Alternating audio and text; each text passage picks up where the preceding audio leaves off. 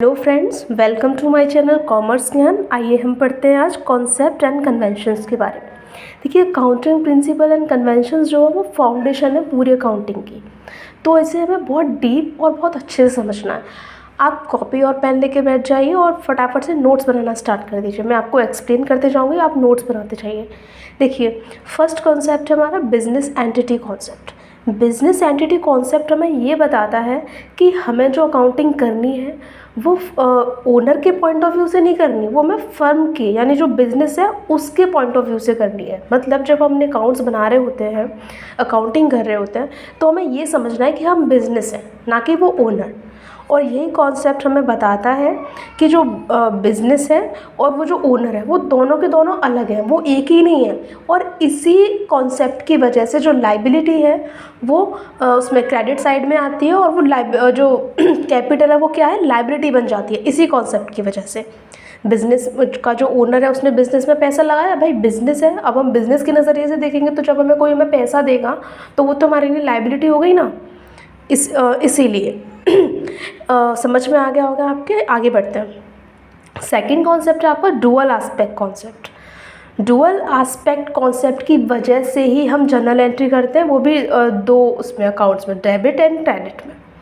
Dual aspect concept हमें बताता है कि किसी भी ट्रांजैक्शन के दो इफेक्ट होते हैं, डेबिट एंड क्रेडिट।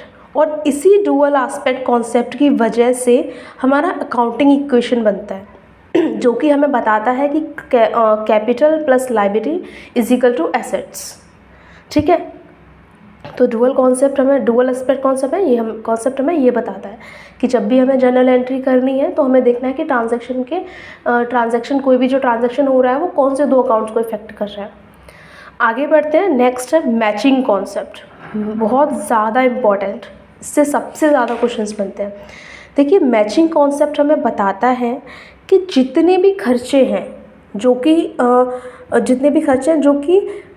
जैसे जो अकाउंटिंग पीरियड है ना आपका, जैसे जो अप्रैल टू 31 मार्च, तो उसमें जो हमने जितनी भी इनकम गेन करी है उससे रिलेटेड जितने भी खर्चे होंगे वो इसी ईयर में हमें लिखने हैं, इसी अकाउंटिंग पीरियड में।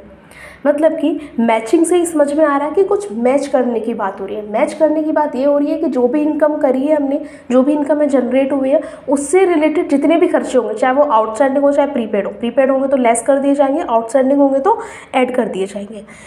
तो हमें इस अकाउंटिंग पीरियड से रिलेटेड सारे खर्चे, सारी इनकम हमें शो करनी है वेदर इट इज़ आउटस्टैंडिंग और whether it is prepaid expenses.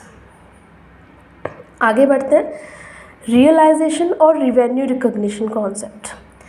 Realisation concept के ऊपर मैंने अलग से एक वीडियो भी डाला हुआ है, लेकिन मैं फिर से और यहाँ पे एक्सप्लेन कर देती हूँ कि ये हमें बताता है किसी पर्टिकुलर पीरियड के बारे में जिसमें रिवेन्यू हमें जनरेट हुई है।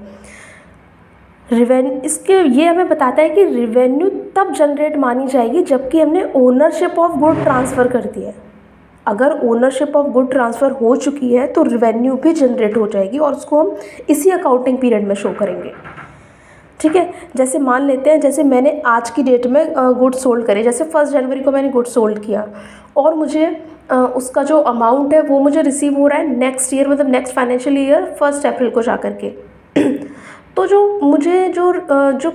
मैंने उस दिन सेल करी थी 20,000 रुपीज़ की, तो वो मैं इसी अकाउंटिंग पीरियड में दिखाऊंगी, इसी 31 मार्च वाले में, ना कि उस अप्रैल वाले में, क्योंकि मुझे मैंने जो ओनरशिप थी वो तो 1 जनवरी को ही ट्रांसफ़र कर दी थी ना, इसीलिए। आगे बढ़ते हैं। Accrual concept. अक्रूवल कॉन्सेप्ट हमें क्या बताता है? देखिए, अक्रूवल जो कॉन्सेप्ट है वो बेस्ड है, हम मान सकते हैं एक जैसा ही है मैचिंग कॉन्सेप्ट के जैसा। जैसा कि मैचिंग कॉन्सेप्ट हमें बताता है ना कि कोई भी खर्चे और कोई भी इनकम जो कि इसी ईयर से रिलेटेड है वो हमें इसी उसमें दिखाने हैं, इसी अकाउंटिंग पीरियड में। वैसे ही हमें अक्रूवल कॉन्सेप्ट भी बताता है कि अक्रूवल का मतलब होता है हिंदी में उधार, मतलब कि जिसका हमने अभी पेमेंट नहीं किया है लेकिन है इसी अकाउंटिंग पीरियड का, तो वो इसी में आएगा। तो अक्रूवल कॉन्सेप्ट हमें ये बताता है कि चाहे हमने वो जैसे इस ईयर से रिलेटेड कोई खर्चा है वो हमने बेशक नेक्स्ट ईयर में किया है, लेकिन आएगा वो इसी अकाउंटिंग पीरियड में। नेक्स्ट है going concern concept. Going concern concept हमें बताता है कि हमें बिज़नेस को ऐसे बिज़नेस में जो काउंटिंग हमें करनी है वो ये मान के करनी है कि जो बिज़नेस है वो लॉन्ग रन में चलता रहेगा। ऐसा नहीं है कि 1 साल में 2 साल में वो ख़त्म हो जाएगा, ऐसा नहीं है, वो हमेशा चलता ही रहेगा। हमें तो बस ये मानना है कि ये जो बिज़नेस है वो हमारा चलता रहेगा। नेक्स्ट है money measurement concept. Money measurement concept हमें ये बताता है कि जो भी चीज़ें अपने जो भी ट्रांजैक्शन मनी से रिलेटेड है, मतलब मनी में मेज़र किए जा सकते हैं, सिर्फ और सिर्फ वही रिकॉर्ड होंगे। यहाँ हम अपने एम्प्लॉयज़ की हेल्थ को रिकॉर्ड नहीं कर सकते, आपस के जो रिलेशन है उनको हम रिकॉर्ड नहीं कर सकते, लेकिन हम फर्नीचर का जो प्राइस है वो लिख सकते हैं इसमें। ठीक है, तो जो चीज़ें मनी में मेज़र करी जा सकती हैं सिर्फ और सिर्फ वही आएंगी। Historical cost concept. Historical cost concept हमें बताता है कि जैसे मान लो कोई बिल्डिंग मैंने ख़रीदी थी 20,000 में, ठीक है, और आज उसकी कीमत हो गई है 30,000 या मान लो 50,000 हो गई है, तो हमें 50,000 अपने अकाउंट्स में नहीं शो करना है, हमें 20,000 को ही शो करना है। ठीक है, अब वो हम क्यों शो कर रहे हैं? क्वेश्चन उठता है कि जब वो आज अगर उसकी कीमत 50,000 हो तो वहाँ पे 50,000 क्यों नहीं दिखा रहा है? आप ये मानिए कि आज अगर उसकी 50,000 है तो क्या हम उसको सेल थोड़ी ना कर रहे हैं आज, वो तो बिज़नेस में रहेगी ना लॉन्ग रन में, तो फिर भी उसका तो जो प्राइस है वो डाउनफॉल और वो होता रहेगा। तो हम क्या आज उसको सेल ही नहीं कर रहे हैं, तो हमें उसकी आज वाली कीमत से क्या मतलब है? इसीलिए हम उसको हिस्टोरिकल कॉस्ट पर दिखाते हैं। नेक्स्ट है ऑब्जेक्टिविटी कॉन्सेप्ट। ऑब्जेक्टिविटी कॉन्सेप्ट हमें बताता है कि हमें अकाउंटिंग ट्रांजैक्शन ऐसे करने हैं जिनका बिजनेस के लिए, उसके ओनर के लिए कोई ऑब्जेक्ट हो, मतलब कि हमें बेतुके ट्रांजैक्शंस को, मतलब बेतुकी चीज़ों को हमें रिकॉर्ड नहीं करना है। ठीक है, ऑब्जेक्टिविटी का कॉन्सेप्ट हमें यही बताता है कि हमें अकाउंट ऐसे प्रिपेयर करने हैं कि जिनसे वैल्यूएबल इंफॉर्मेशन ट्रांसफ़र हो सके ओनर्स को और बाकी के जो इन्वेस्टर्स हैं उनको। आगे हम बात करेंगे कन्वेंशंस की। कन्वेंशंस क्या होती है? देखिए, कॉन्सेप्ट एंड कन्वेंशंस में डिफरेंस भी मैं आपको बता चुकी हूँ, फिर से एक बार और बता देती हूँ। कॉन्सेप्ट जो होते हैं हमारे वो इस्टेब्लिश्ड बाय लॉ होते हैं और उनको फॉलो करना मैंडेटरी होता है। कन्वेंशंस के साथ ऐसा कुछ नहीं होता, ना ही तो इस्टेब्लिश्ड बाय लॉ होती हैं ये, ना ही इनको फॉलो करना मैंडेटरी है। हाँ, ज़रूरी है, क्योंकि ये भी जो कन्वेंशंस भी होती हैं वो डिफरेंट अकाउंटेंट्स ने मिल करके सहमति दे करके बनाई होती हैं, भले कंट्री टू कंट्री वेरी कर जाती है। हो सकता है मतलब ये एक कंट्री में तो एप्लीकेबल है, वह दूसरी की में नहीं है, इसीलिए। तो कन्वेंशंस हमारे लिए 4 है। कन्वेंशन ऑफ फर्स्ट जानते हैं हम, convention of full disclosure. Convention of full disclosure हमें बताता है कि आपने अकाउंटिंग करते वक्त कौन से रूल्स फॉलो करें, आपको उनको डिस्क्लोज़ करना पड़ेगा। जैसे आपने डेप्रिशिएशन को लगाने के लिए कौन सा मेथड अप्लाई किया है, स्ट्रेट लाइन या फिर डिमिनिशिंग, तो हमें दोनों को हमें बताना पड़ेगा कि हमने ये वाला जो तरीका है वो फॉलो किया है। हमें विंडो ड्रेसिंग नहीं करनी है, ये भी हमें यही कॉन्सेप्ट कन्वेंशन बताती है कि हमें विंडो ड्रेसिंग नहीं करनी है, बढ़ा चढ़ा कर कोई चीज़ों को नहीं दिखाना है। जो भी जैसी भी अभी बिज़नेस की जो पोजीशन है वो हमें उसका पूरा डिस्क्लोज़र देना है। Convention of consistency. Convention of consistency हमें बताता है कि जो भी रूल्स हमने उसमें अप्लाई करे हैं उनको हमें कंसिस्टेंट रखना है।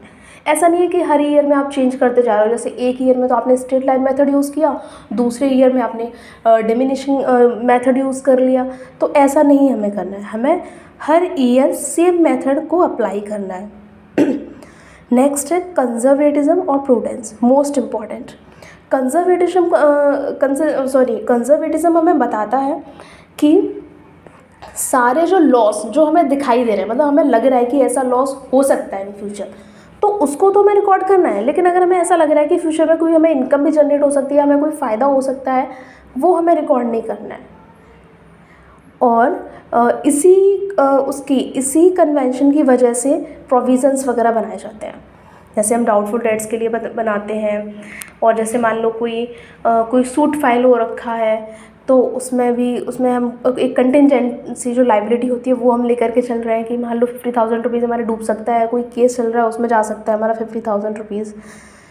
तो कंजर्वेटिज्म कॉन्सेप्ट हमें ये बताता है कि जो मतलब आपको लग रहा है कि कोई प्रॉफिट होने वाला है उसको रिकॉर्ड मत करो, लेकिन अगर आपको लग रहा है कि कोई लॉस हो सकता है उसको आप रिकॉर्ड करके चलो। तो इसी की वजह से जो हमारा प्रॉफिट एंड लॉस अकाउंट है और जो बैलेंस शीट है वो एक्चुअल शो नहीं होती है, कम पर ही शो होती है, मतलब जो एक्चुअल प्रॉफिट होता है वो ज़्यादा ही होता है।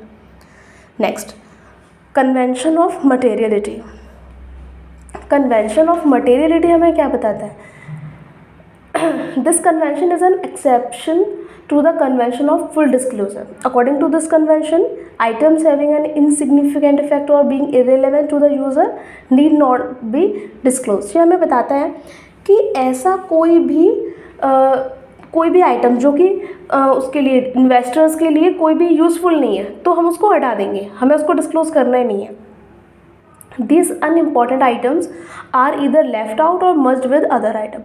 ऐसे आइटम्स को हम क्या कर सकते हैं, या तो हम छोड़ सकते हैं या फिर क्या कर सकते हैं, हम उसको मर्ज कर सकते हैं और किसी आइटम के साथ। Otherwise accounting statements will be unnecessarily overburdened. अगर हम ऐसा नहीं करेंगे तो जो हमारा अकाउंटिंग सिस्टम है ना, अकाउंटिंग स्टेटमेंट जो हमारे हैं वो बिना ज़रूरत के क्या हो जाएंगे, ओवरबर्डन हो जाएंगे, बहुत ज़्यादा वजनीले, मतलब बहुत ज़्यादा फालतू का आइटम उनमें भर जाएगा। इसीलिए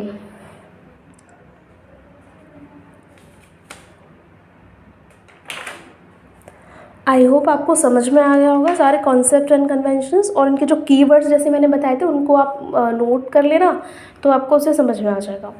थैंक यू फॉर वॉचिंग।